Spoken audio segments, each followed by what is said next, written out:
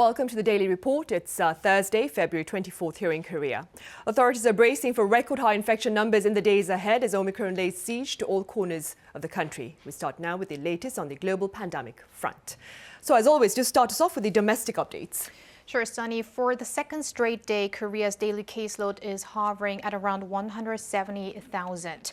170,016 to be exact as of 12 a.m. this Thursday, which is, however, a slight drop in both domestic transmissions as well as imported cases from the day before. And if we take a look at a graph, as I said, for the two past days, more than 170,000, and that is also why the average in daily cases in the past 7 days has now risen to above 120,000. And there's been a mix of ups and downs in the country in the past day.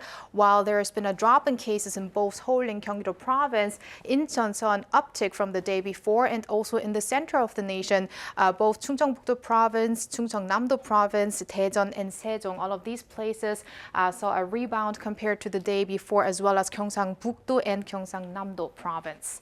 And if we move over to the total caseload, which is approaching 2.5 million now, as you can see, and the death toll stands at 7,689, with 82 people having lost their lives in the past day as of this Thursday, 12 a.m. Now let's take a look at the number of patients that remain in severe or critical condition. That has also risen again now to 581 as of this Thursday.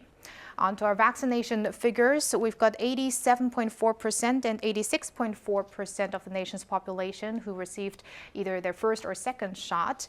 And with some 107,000 more people that have been inoculated with a booster shot the day before, now we've got surpassed 60% when it comes to additional doses here in Korea.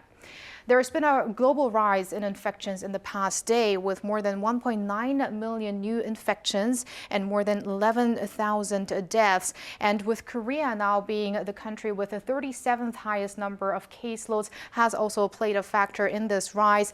We've only got Germany that has more cases than Korea this Thursday, with Germany hitting 14 million now with over 200,000 new infections. And those are the general updates I have for now, but I'll see you back in a bit. Sunny? All right, so thank you for the global tallies of the past 24 hours.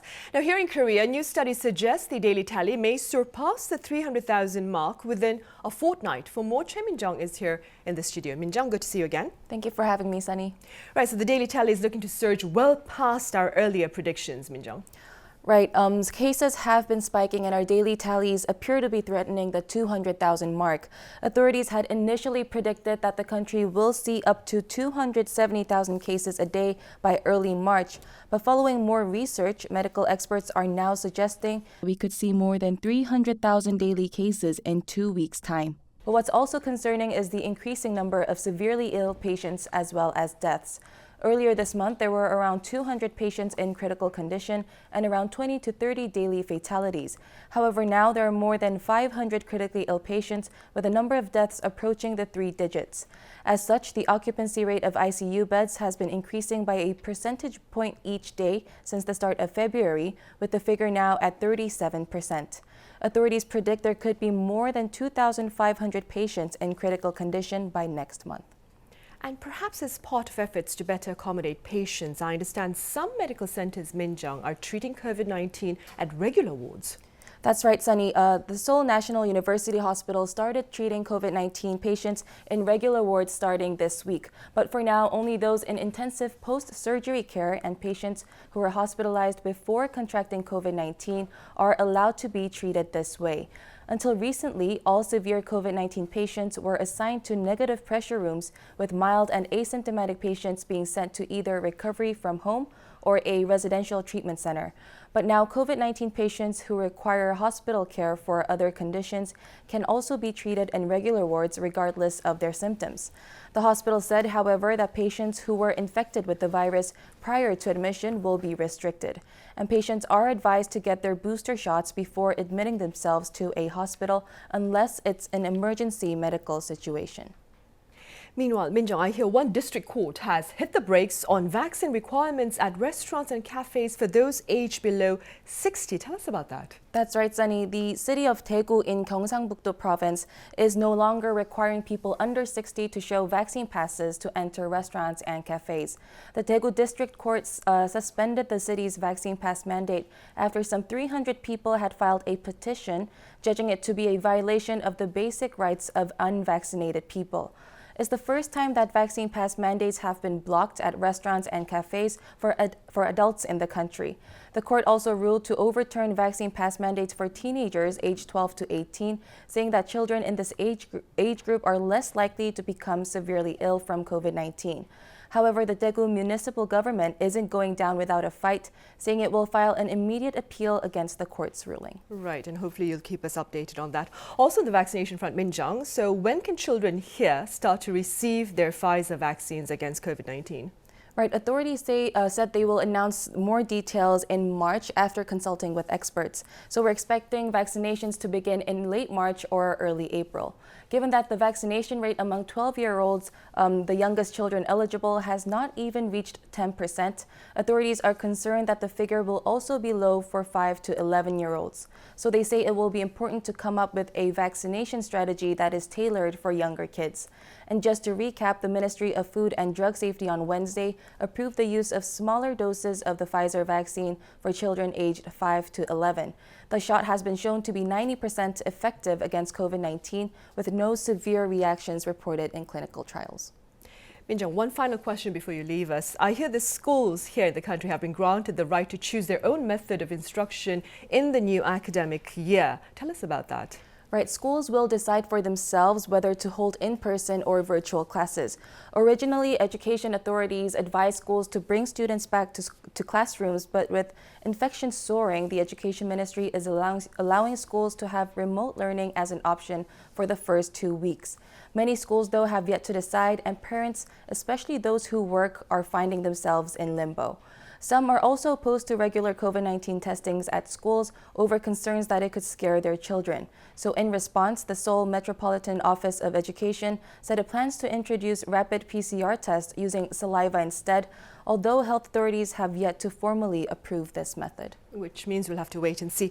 All right, Minjung, thank you for your report. And I'm seeing you back on Monday and not on Friday. Right, that's right. All right, Minjung, thank you. Now, on the international front, Seoul, COVID-19 vaccinations have been offered to children in quite a number of countries, and you have more on that. Right, Sunny. As Korea is anticipating vaccinating children aged 5 to 11, I thought we'd touch upon the global children vaccination situation.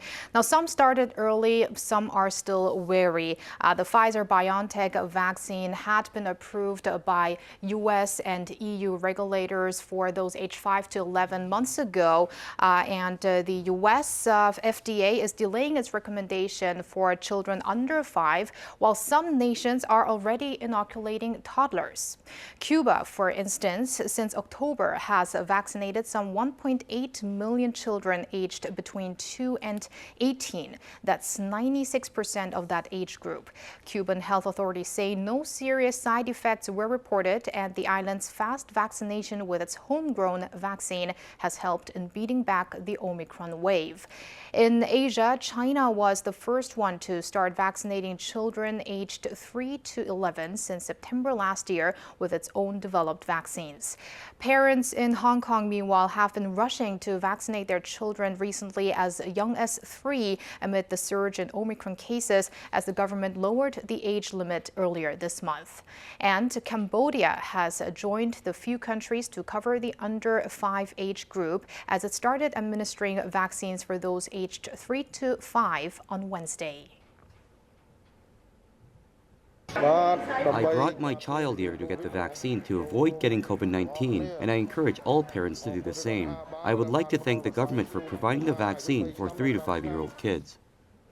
And in terms of those who are vaccinating those aged 5 to 11, the US and Canada have started doing this since November and December each. And in the EU, as of December, there are 18 countries that have started or have authorized vaccines for those aged 5 to 11. Belgium and Croatia are still considering the move, and Sweden is not recommending vaccines for that age group. And Japan was set to roll out its vaccines for this specific age group as early as this week. Also on the vaccination front, so the Global Health Body, I understand, has tapped Korea as a training hub to train or help, that is, its counterparts to manufacture their own vaccines. Tell us about that. That's correct, Sunny. South Korea has been chosen by the World Health Organization as a global hub to train low and middle income countries to produce their own vaccines, as well as other biologics like therapies. So let's take a listen to the organization's chief who made that announcement in Geneva on Wednesday. The government of the Republic of Korea has offered a huge facility that conducts biomanufacturing training locally and will expand its operations to accommodate trainees from other countries. Ghebreyesus added that Korea would share mRNA technologies developed by the World Health Organization and partners in South Africa, where an mRNA vaccine technology transfer hub had been established in Cape Town last year. He also expressed aims to expand the COVID-19 vaccine project to 5 more nations, which would be Bangladesh, Indonesia, Pakistan, Serbia, and Vietnam. Biomanufacturing training facilities are already in operation for companies based in Korea, with trainees from abroad to be accommodated in the coming months. President Moon Jae-in, meanwhile, welcomed the designation and said it is another step forward for Korea, which is aiming to become a top 5 vaccine powerhouse in the world. Right, indeed. Let's move over to the US now, so where truckers are protesting against vaccines.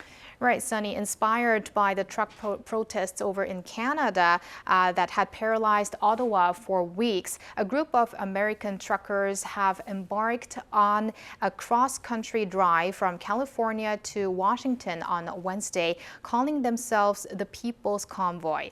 They are calling for the end of COVID-19 restrictions, such as vaccine mandates and masking rules. We need to stop the mandates. We need to let the people start taking control of their own freedoms again. And although it was emergency for a while, it's time to drop it. In preparations of the arrival of the truckers and other similar likely demonstrations in the coming days, including on March 1st, when U.S. President Joe Biden holds his State of the Union address, Pentagon approved the deployment of some 700 unarmed National Guard troops to help in assisting traffic control. And so, staying with pandemic-related regulations, some places, I understand, are tightening them, while others are relaxing such restrictions. Right. Let's start with Hong Kong, where antivirus measures are getting tougher amid surging Omicron cases. A vaccine pass system has come into effect this Thursday, which requires residents to show proof of their inoculation status when entering government venues, as well as businesses like restaurants, supermarkets, and shopping malls. The so-called Leave Home Safe application is needed to verify vaccinations or exemptions of such. Amid the UK's scrapping of almost all COVID-19 rules, meanwhile, even passengers on buses and subways in London will not have to wear face masks starting on Thursday.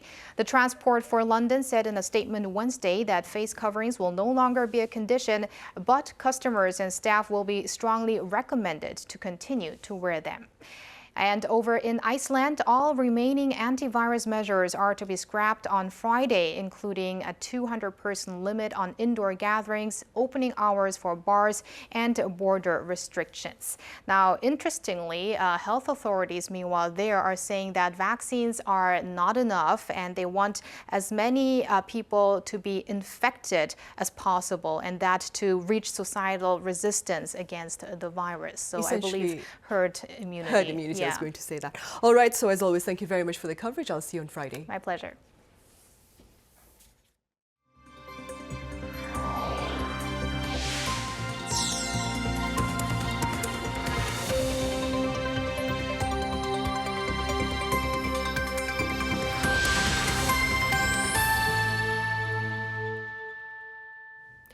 In our headlines at this hour, addressing his nation via televised remarks in the wee hours of Thursday, Russian President Vladimir Putin announced that his forces will stage a military campaign in Donbass. Now, that's an area in eastern Ukraine that includes two territories which he affirmed are independent of Ukraine back on Monday.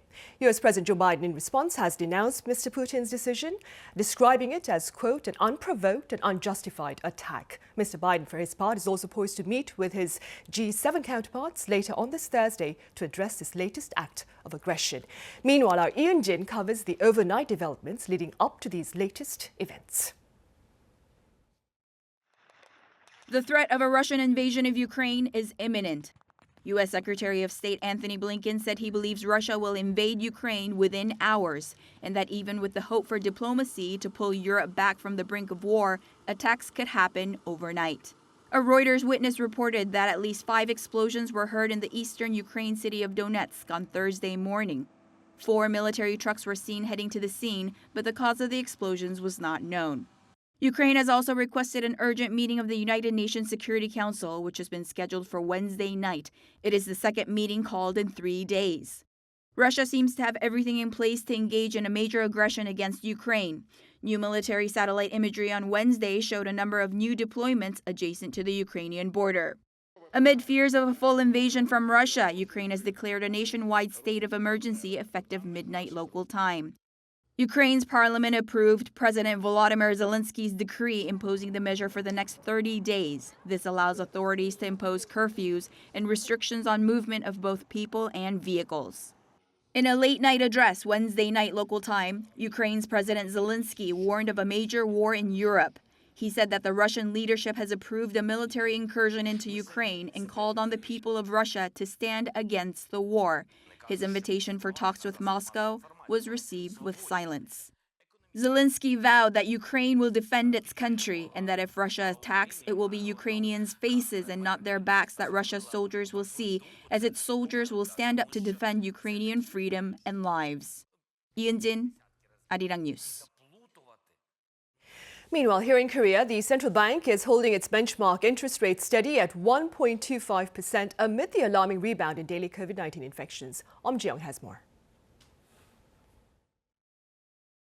South Korea's central bank has left its benchmark interest rate on hold at 1.25% amid the surge in the number of COVID-19 cases. The decision was made during the bank's policy meeting on Thursday. The rate freeze comes 1 month after the Bank of Korea hiked its key interest rate by 25 basis points. It raised its key interest rate to 1% in November and raised it once more to 1.25% in January, as the government has been pursuing a tighter monetary policy since August last year.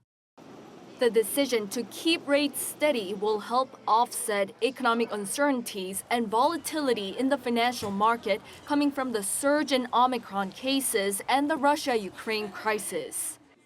Also, it comes as part of efforts to ease the burden of loan interest payments on households and small business owners, as well as to support the economic recovery from the pandemic.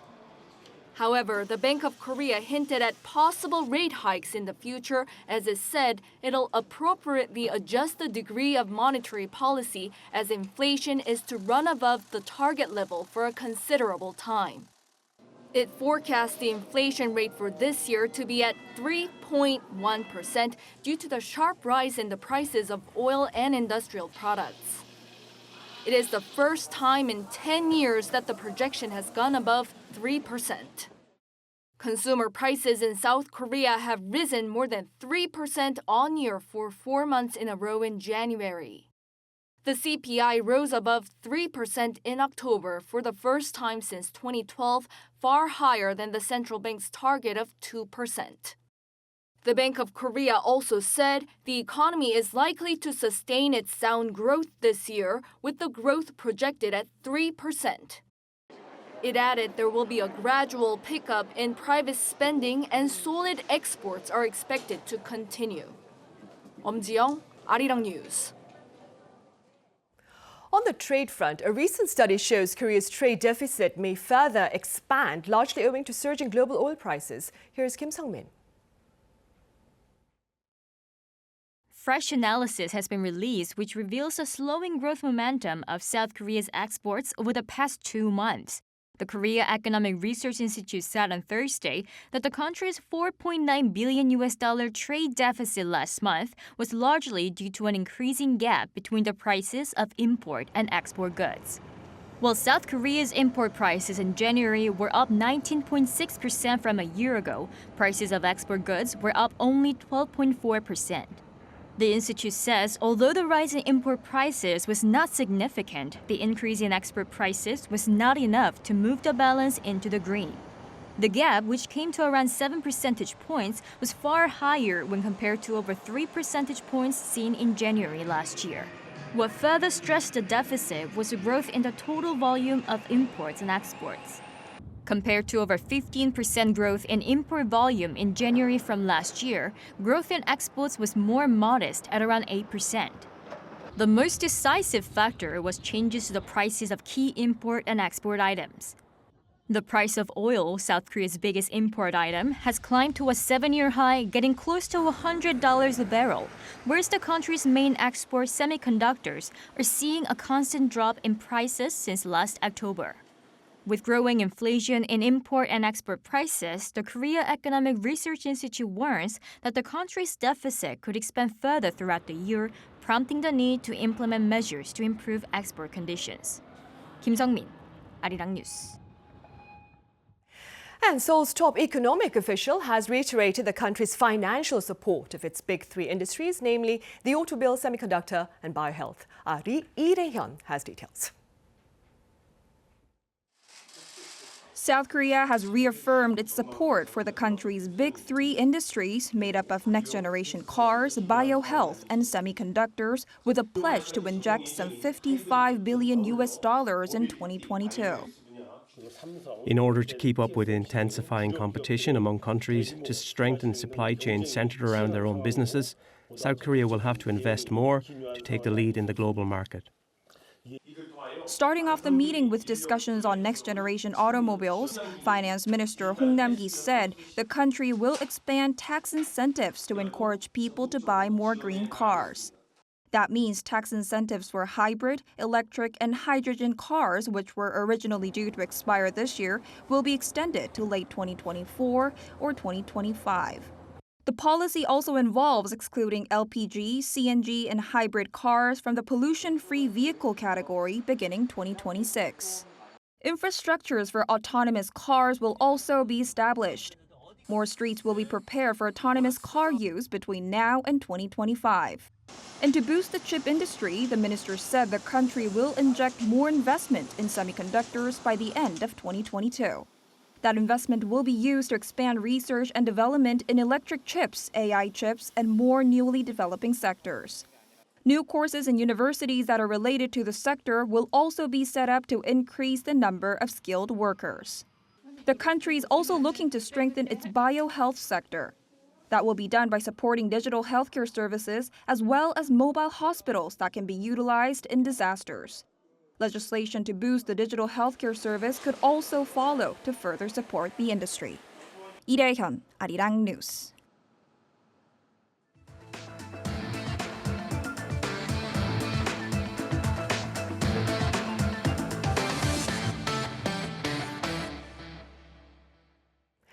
Up next, we shed light on local stories that made international headlines this week. And for that, I have Kim Sung-yeon here in the studio with me. Welcome, Sung-yeon. Great to see you, Sunny. So in today's International Press Roundup, we do have an Olympic performance review of Korea's top speed skater in the women's event, the latest historical dispute between Korea and Japan, also the role of Seoul, Washington, and Tokyo's trilateral ties in the regional affairs, and finally how Korea is strengthening its cultural and economic clout through the power of K-pop.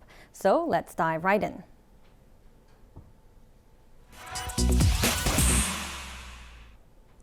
CNN hailed speed skater Chae Min-jung for successfully defending her women's 1500-meter Olympic title in the Winter Games, adding a gold medal in Beijing to add to her pair from the Pyeongchang Games 4 years ago. Similar praise was also lavished by ESPN, saying Chae lived up to her reputation in Beijing, further extending the tradition of Asian dominance in this particular event.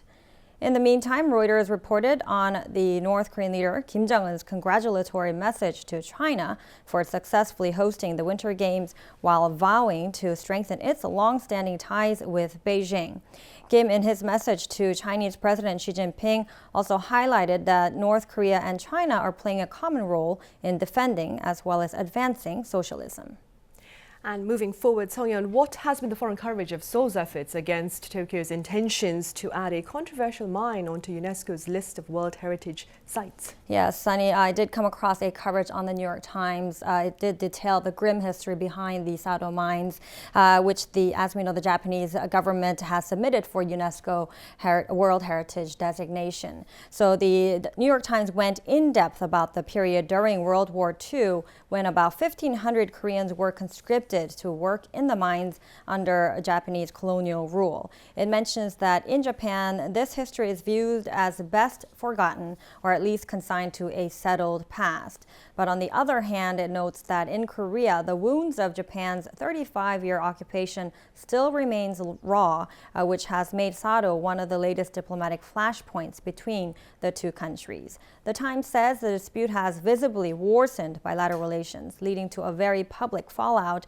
at a trilateral meeting in Hawaii this month with U.S. Secretary of State Antony Blinken.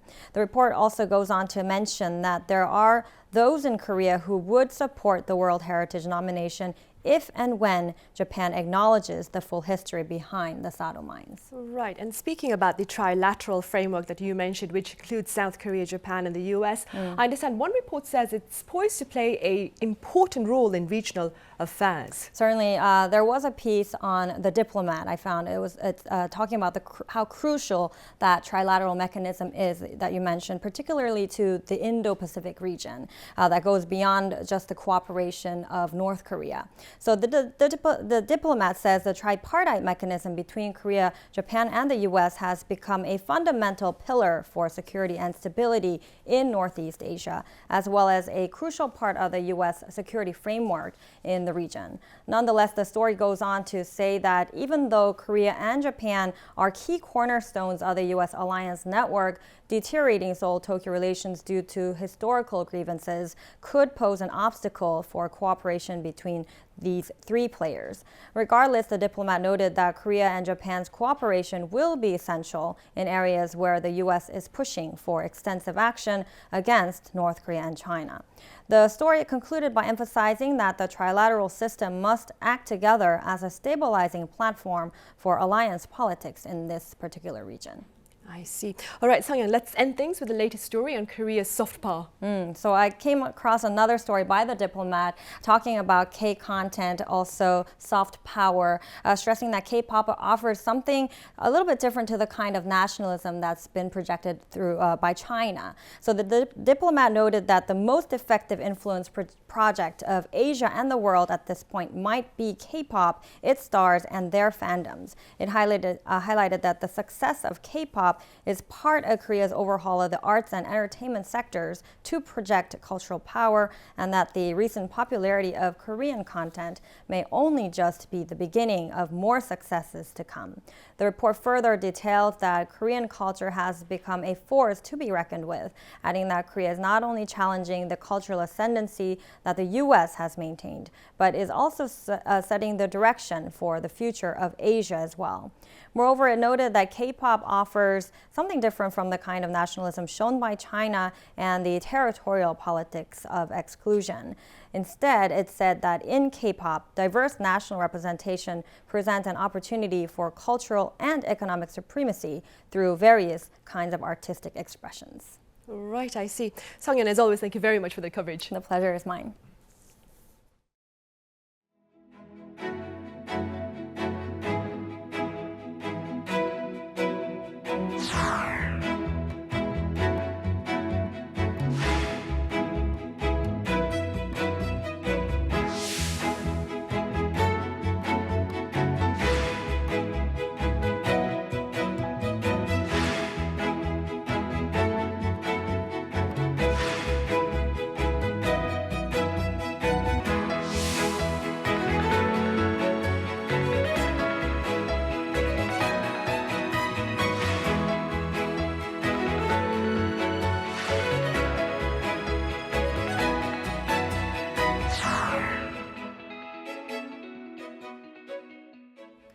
Korea's COVID-19 strategy amid Omicron is centered on treating the severely ill and expanding vaccine-induced protection within the public. For more, I have Dr. Kim Seung-taek from Institute Pasteur Korea. Dr. Kim, welcome back. Good afternoon. I also have Dr. Alice Hyung-Young-Dan at Ms. Medi Women's Hospital live on the line. Dr. Dan, again, it's a pleasure to see you. Always a pleasure to join you. Right. Dr. Kim, health authorities claim that the current spread of Omicron, as alarming as it is, will eventually pave a path to a sense of stability in the long run. Do you agree? Yeah, to some extent, I actually did agree to the opinion, and I think within this very short period, it's going to be a little bit just challenging. But as everybody knows, that the number of just the total case numbers will increase, and then subsequently the severe case numbers will increase. But I hope that the numbers will be still just within the limit that our healthcare system can just actually just handle. But in the long run, I think the kind of just nature somehow just chose the way the Omicron just does go in the end, and then this Omicron infection will actually just expedite the immunity in the population level. So there are some people who are still not unvaccinated. In Korea, it's less than 15%. But then with this Omicron infection, they will get this immunity by the natural infection. So in the population level, maybe just Korean people will get just higher level of immunity, whether it is a vaccination or just a natural infection. Right, I see. Now, as my colleague Min Jung mentioned, Dr. Dan, some say the speed of the Omicron spread here is surpassing early expectations by experts. What are your thoughts on this? Well, to understand the transmission dynamics of any respiratory-borne viral illness, we need to understand the virus factors, the host factors, and the environmental factors. But let's look at what's happened overseas in some countries. For example, South Africa. Of course, their Omicron first case was detected from a sample drawn November 9th. They peaked December 15th. So their 7-day case average, daily case average, actually went from 275 to 27,000 over a period of 5 weeks. So that's a 100-fold increase in daily new cases in a 5-week period of time. In the UK, their Omicron wave started November 11th.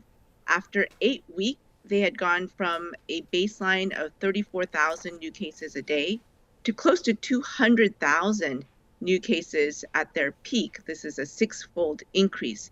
Here in Korea, our first case arrived November 24th, but they were not detected until December 1st. Right now, it's 13 weeks since our first cases, and we've gone from a daily average case load of about 4,000 to now the average is 110,000. So it's about a 30-fold increase. So what's going on in our country is, of course, we have the highly transmissible Omicron variant that is close to impossible to contact trace. We've sort of given up on that. And we had a lack of universal quarantine early on. So the virus was brought into our country on multiple flights. And of course, domestic chains of transmission were started at that time. And then we have host factors in terms of a large pool of people who are unvaccinated and also under-vaccinated. We have to remember that the Omicron variant evades vaccine-induced immunity for many of the vaccines after 3 or 4 months, and 11 million people have received either 1 or 2 doses of the AstraZeneca vaccine, which is especially has a low vaccine effectiveness against Omicron. We also have about 6.5 million people who are unvaccinated or under-vaccinated, including 4.2 million children. And they are, of course, acting as reservoirs for the virus right now. And then in terms of the environmental factors, of course, it's the middle of winter, it's cold and dry, people are spending more time indoors. And in terms of level of stringency of our restrictions, they're really maybe moderate at most in terms of intensity. They're certainly not at a high degree of stringency. And so these are all the factors that have led to the big rise in cases. And I think also because we don't have wastewater surveillance, looking for early signs of infection, we've developed a large pool of asymptomatic people who are carriers of the virus in the population, and they're really driving the surge right now. Right. Meanwhile, Dr. Kim, Dr. Tan mentioned the more than 4 million children that need to be vaccinated here, that remain unvaccinated, that is, and perhaps to better protect them, given the rise in infections among children, authorities have approved Pfizer vaccines for children aged 5 to 11 here in the country. Do tell us a bit about the differences in dosage for children as compared to their adult counterparts. Well, major differences compared to the some older age group is just, as you said, is a dosage, and for the people just between the 12 and above, the amount of this RNA actually administered to the person is actually 30 microgram. But this the young children with between the ages 5 to 11 is 10 microgram. So it is actually the 1/3 of the conventional the RNAs. So but the intervals is very similar. For this group of the people, actually we are government actually just planning just the 2-shot program, the 2-shot program with the 3 weeks of interval. So this is not really just different compared to the some older age groups. But then they are not considering any the third shot at this moment, except for the some immune compromised children as of now. Right, I see. And Dr. Tan, based on very general findings here in the country, it appears that most children experience mild cases of COVID-19. Having said that, do you still believe they need to be inoculated though?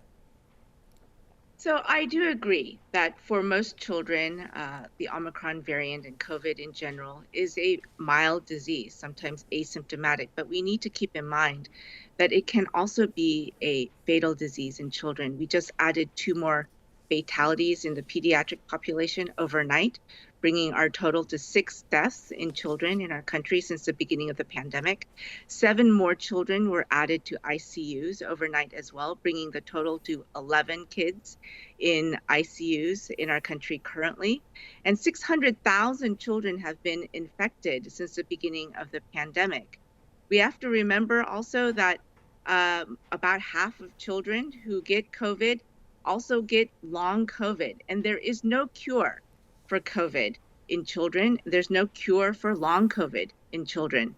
From a public health perspective, children are acting as reservoirs for this virus.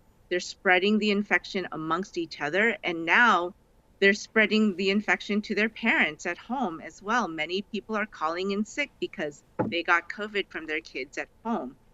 I think goes without question that the impacts of COVID-19 in children have been tremendous. I mean, school closures, the anxiety provoked by this pandemic.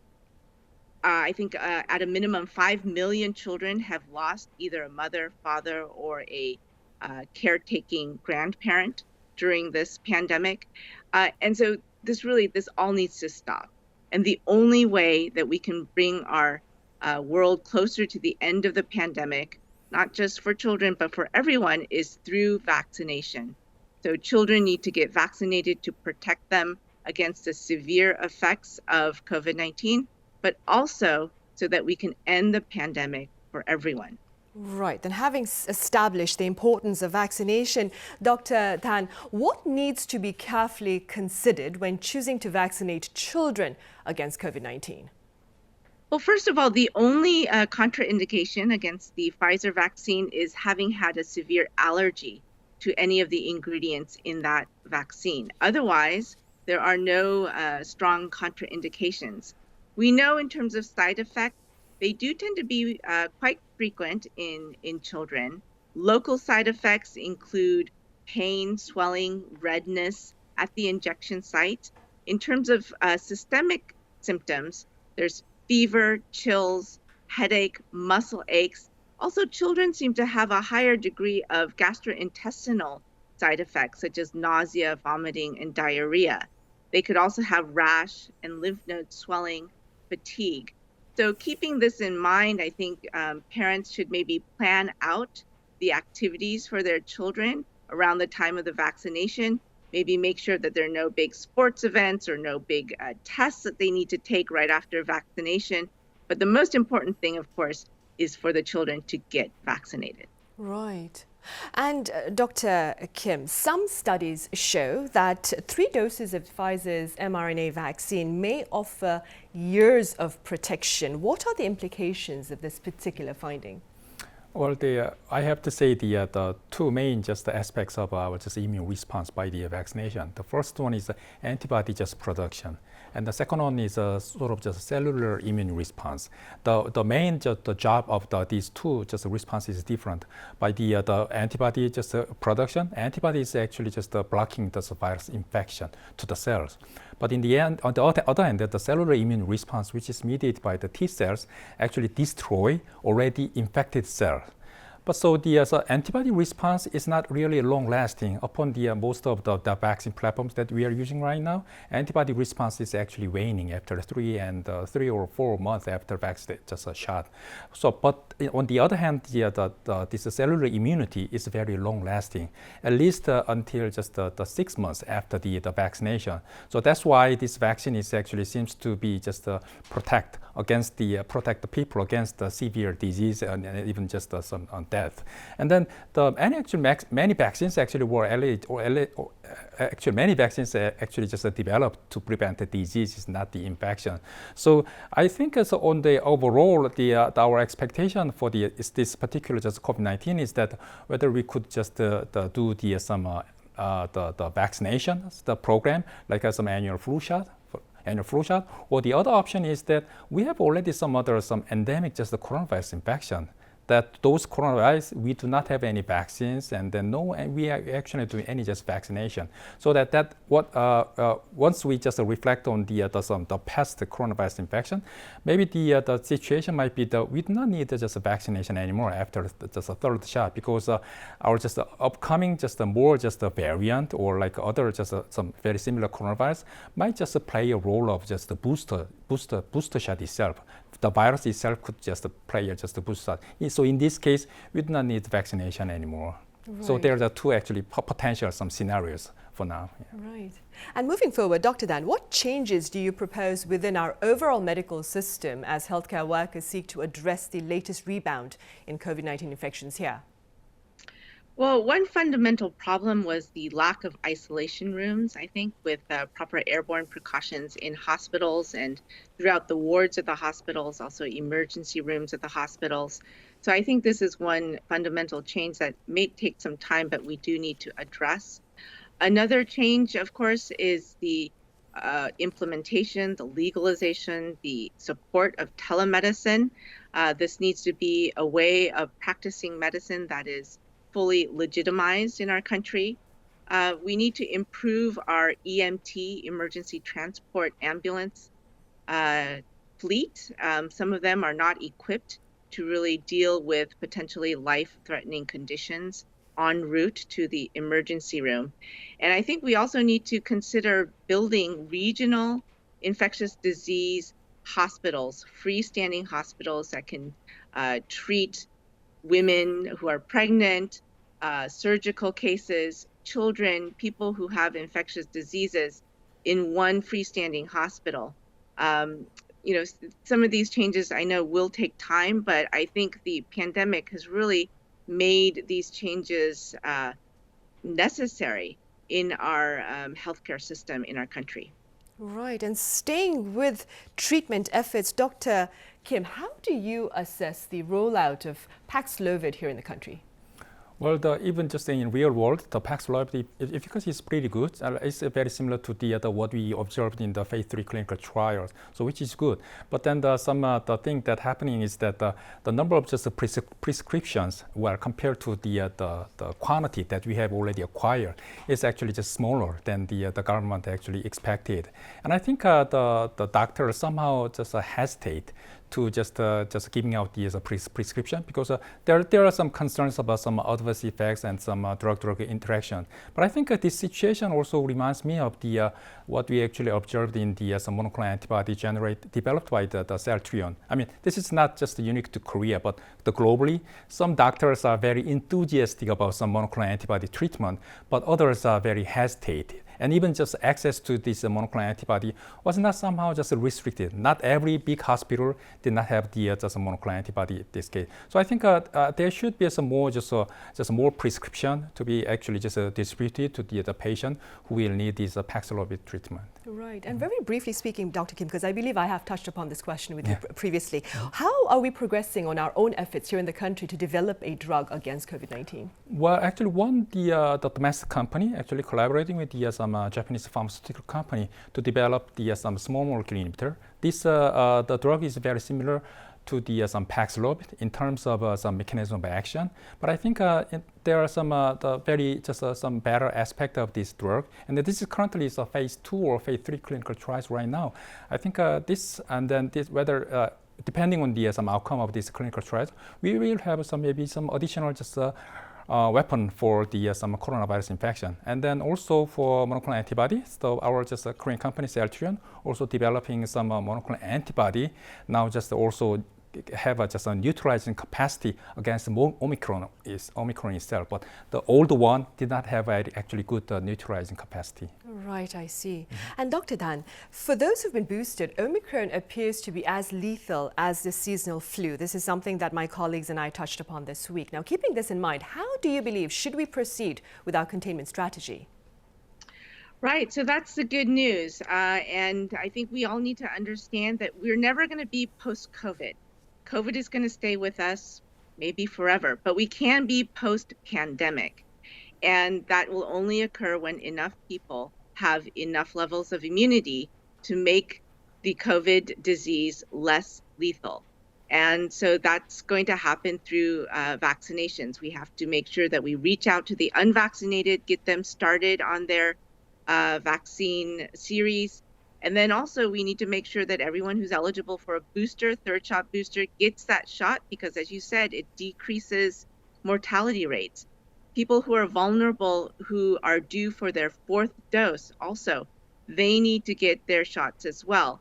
So in my opinion, given the fact that we have now more than 900 deaths due to Omicron in the month of February alone, I think we need to buy time to make sure that we protect the vulnerable and also get our children vaccinated before we open up or abandon restrictions. I think, in my opinion, we should keep vaccine passes in place and really push our vaccination campaign. You're right. And the mask mandate in place as well then? Of course. All right, Dr. Dan, as always, thank you very much for your insights today. And Dr. Kim here in the studio, thank you for your thoughts and your time. Right, now on that note, we say goodbye. So do join us again same time tomorrow for more coverage. Thank you for now and do take care.